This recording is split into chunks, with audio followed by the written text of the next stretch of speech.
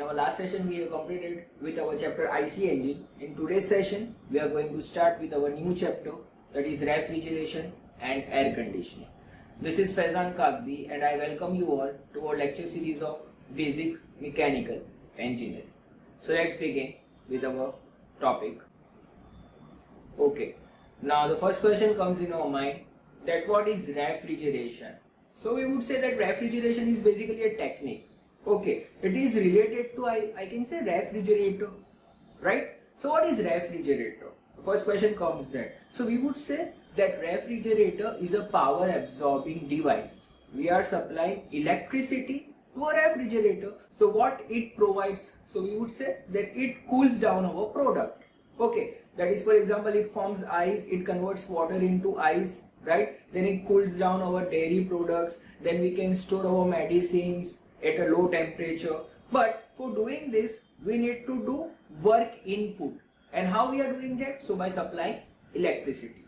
So what is the first question comes, what is refrigeration? So we would say that it is a method of reducing the temperature of a system below surrounding temperature and maintain it at a lower temperature by continuously abstracting heat from it.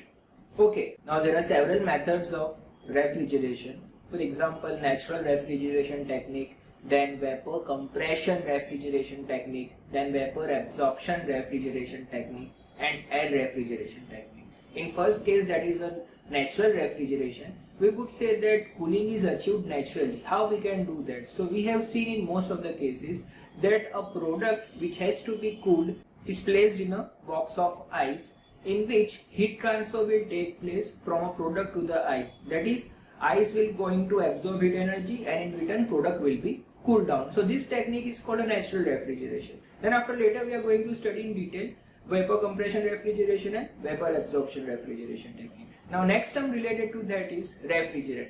Now will that process of absorbing heat energy will be done it by itself? No, we would say that there will be some working medium which is going to carry heat energy from a space to be cooled and reject it to the surrounding atmosphere. So that working element or a working fluid is called a refrigerant. So we can define that refrigerant is a heat carrying medium which absorbs heat energy from a space which has to be cooled down and reject that heat energy to the surrounding atmosphere. Now next term related to that is refrigerator. Now as the name itself suggests that refrigerator is termed for a device. Okay, so we would say that it is a device or a system which is used to maintain low temperature below surrounding atmospheric temperature within a required space. So these terms are very simple and easily we can understand these terms. Right, now let's see further. Now next term is coefficient of performance.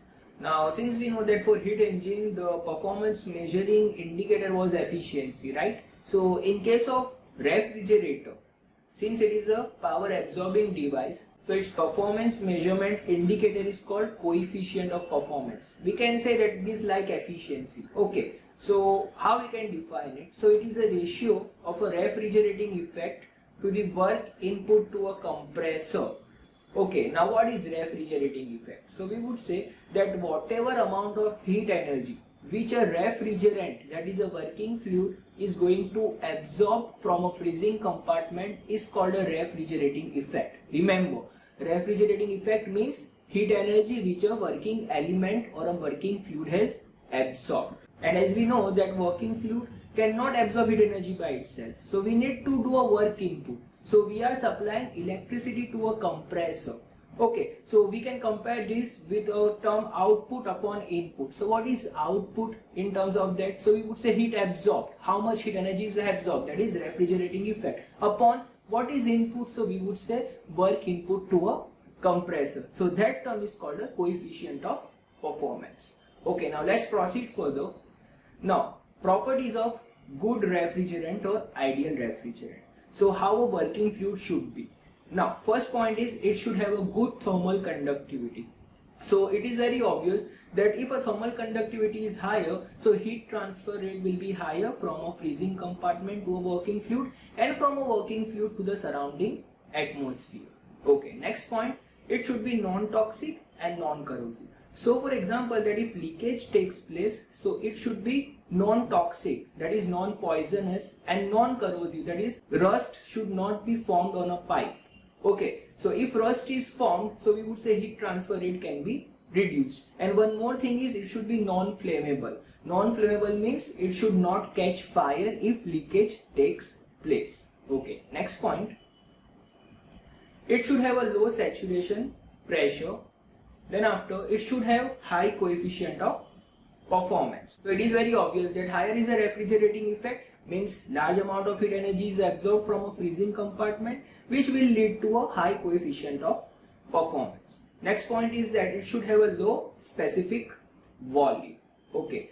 6th point, it should be economical in initial and maintenance cost. So again, this is very obvious point. Okay, now let's proceed further. Now first system which we need to see is a vapor compression refrigeration system. So the flow diagram is displayed on your screen. The components which are involved in this system are evaporator, compressor, condenser and expansion device. Let's quickly discuss the function of each and every device. So evaporator is a device which will be provided in a freezing compartment. Okay, the purpose of evaporator, as the name itself suggests, evaporation, which means a liquid refrigerant will get vaporized and will get converted into vapor. But how it is going to vaporize? So we would say a liquid refrigerant will absorb heat energy from a freezing compartment. Okay, so when a refrigerant enters into an evaporator, so it is basically entering into a freezing compartment. After absorbing heat energy from a surrounding, it is going to be converted into vapor form. Okay, so evaporator function is that. Now next component is a compressor. As the name itself suggests, compressor is going to compress something, that is, it is going to increase pressure and temperature of a working fluid. Now since we know that we need to circulate working fluid through this entire cycle. Okay, so how it is going to be circulated? So by means of compressor. Compressor is going to suck the working fluid from an evaporator after it has absorbed heat energy, will increase its pressure and temperature up to a temperature and pressure of a condenser. Why? Because condenser will be settled at a surrounding atmospheric temperature where heat energy from a working fluid, that is a refrigerant, has to be rejected. Okay, so it is necessary that compressor should increase its pressure and temperature up to a condenser pressure. Okay, so it is so this work will be done by compressor. Next component is condenser. As the name itself suggests, condenser. So condenser will convert vapor into liquid. Now how it can be done? So we can say that heat transfer will take place from a working fluid, that is our refrigerant, to the surrounding atmosphere within a condenser, and finally at the exit of a condenser we will get a liquid refrigerant. Now condenser was operating at a higher pressure since the pressure was increased by a compressor, whereas evaporator will be operating at a lower pressure. So from a condenser, again we need to supply working fluid into a evaporator. Now for that it is required to reduce pressure of a refrigerant. So pressure reduction work is done by expansion device. So for that purpose expansion device is provided. So let's understand that how it's gonna operate. So you can see that points are given: point 1, point 2, point 3 and point 4. Point 1 is an inlet to a compressor. Point 2 is an outlet to a compressor and inlet to a condenser. Point number 3 is an outlet to from a condenser and inlet to a expansion device. And point number 4 is an outlet from the expansion device and inlet to the evaporator. And at all the points I have written the condition. So let's understand its working. Now I am going to start from point number 4. So point number 4 condition is what? So we would say low pressure, low temperature, liquid refrigerant. Okay, this is entering into a freezing compartment, that is in a evaporator. Now when it enters into a evaporator at constant pressure and constant temperature, this liquid refrigerant will absorb latent heat from a space to be cooled, that is from a surrounding air, and finally at the exit of a evaporator it will be converted into low pressure, low temperature vapor refrigerant, which is represented by point number 1. Now from exit of a evaporator it will be sucked by a compressor. So low pressure, low temperature vapor refrigerant enters into a compressor, and at the exit of a compressor at point 2, compressor increases its pressure, which means at the exit we get high pressure, high temperature vapor refrigerant. Okay, so now finally this high pressure, high temperature vapor refrigerant enters into a condenser. Why we need to supply it into a condenser? So since we know that whatever heat energy a refrigerant has absorbed from a freezing compartment has to be rejected to the surrounding atmosphere. Why? Because again that liquid refrigerant will be entered into an evaporator to continuously absorb heat energy. If refrigerant just do this task once, then we would say that constant low temperature cannot be maintained. So we need to constantly supply refrigerant in order to maintain constant low temperature of our freezing compartment. Okay, so this high pressure, high temperature vapor refrigerant enters into a condenser.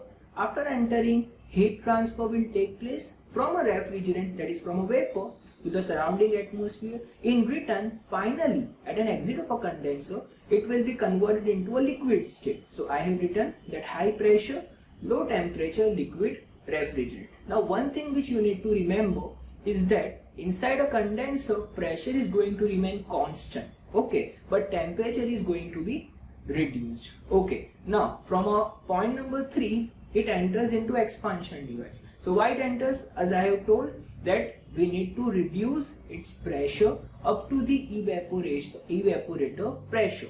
Okay, so entering into expansion device, at an exit we get a low pressure, low temperature liquid refrigerant.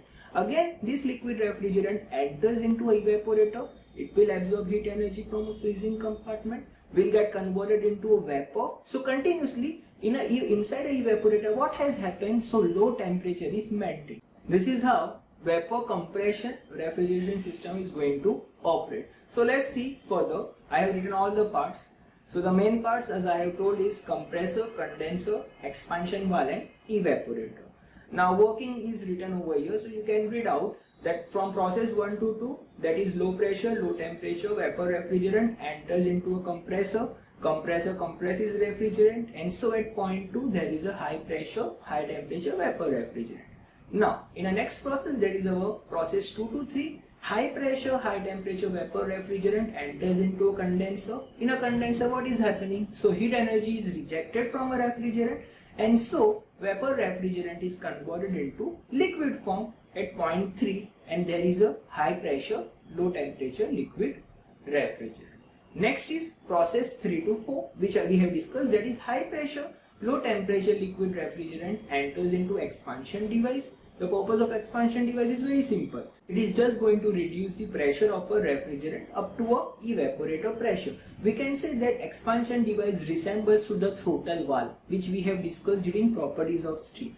Throttle valve function is also same, that is a pressure reduction. And how it was going to operate? So we would say it was working on a principle of Bernoulli's equation and continuity equation, that was law of conservation of energy and law of conservation of mass. So what was happening after expansion? So we would say that pressure of a refrigerant decreases, and at point 4 there is a low pressure, low temperature liquid refrigerant.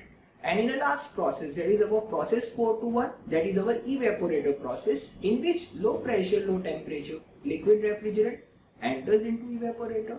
It absorbs heat energy from a particular area, that is our freezing compartment, cool downs the compartment, and finally gets converted into a vapor form, and a cycle is repeated. So I hope guys that you are clear with our system of vapor compression refrigeration. Okay, and today we have discussed what is refrigeration, what is refrigerator, what is refrigerant, what is coefficient of performance, and what is refrigerating effect. So these are the most important terms which you need to keep in mind. Okay, so today in this session we are keeping up till here. In our next session we will start with our next method of refrigeration, that is vapor absorption refrigeration technique. Till then, stay tuned and thank you all.